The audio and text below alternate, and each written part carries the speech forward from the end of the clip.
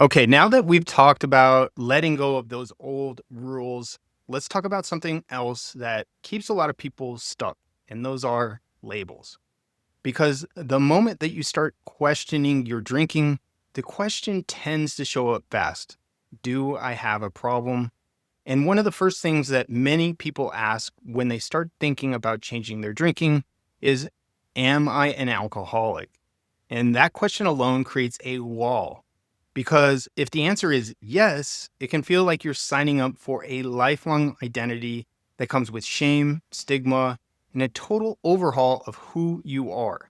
And if the answer is no, it can feel like you're not bad enough to justify making a change. So for many of us, that can make us stay stuck. We're drinking more than you want to because you're not sure what to do about it. And that's a trap.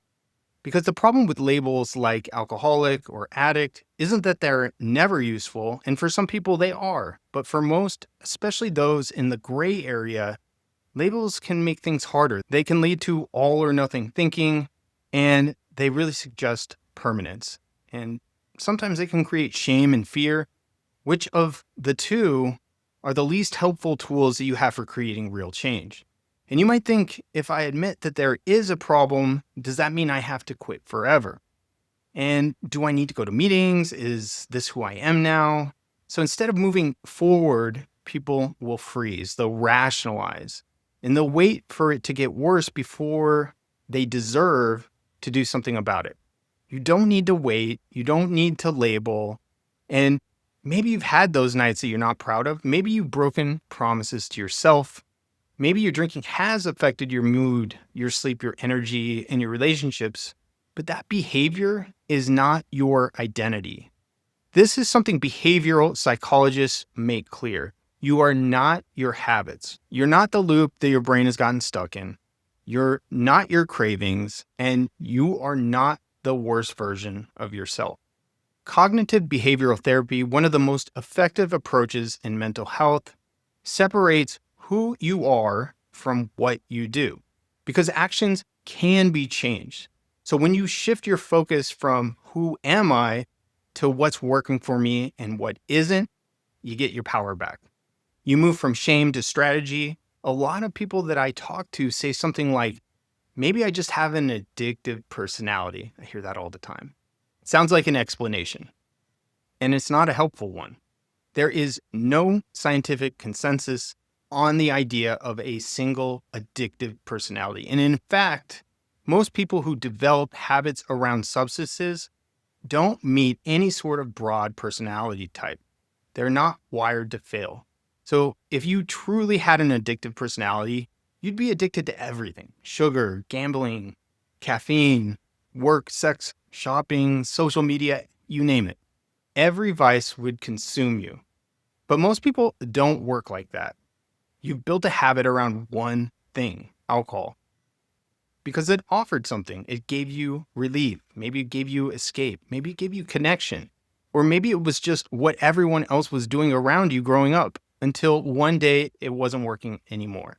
The good news is this: if it's a habit, it can be changed. And you don't need to rewrite your personality to do it. So let's simplify this. Instead of trying to label your relationship with alcohol, just ask, am I drinking more than I want to? Is alcohol taking more than it gives? Is it affecting my health? Is it affecting my mood and my mindset? Am I curious about how things would feel if I drank less? And that's all you need to start. There's no label required to make changes. You don't need a diagnosis to decide if you want to feel better. This is about how you live, not who you are. And a member of the Sunnyside community once shared something with me that really stuck. She said, I kept waiting to feel like I had a problem.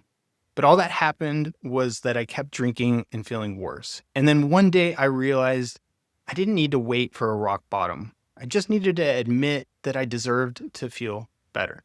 That's it. You don't have to wait until you fit into someone else's definition of bad enough. You're allowed to want better. And this course is a chance to test new things, not claim a new identity, not force a dramatic shift, just to get curious and try something different. So let go of the label, Pay attention to patterns and notice how your body and your mind and your energy respond to small changes, because that's where the real progress starts, not in the self judgment, but in self awareness. So as you move forward, drop the question, am I an alcoholic? And instead ask, what would make me feel better than this? Then start there. So today's reflection, what if you didn't need to define yourself by your drinking at all? What would change? Okay, see you in the next lesson.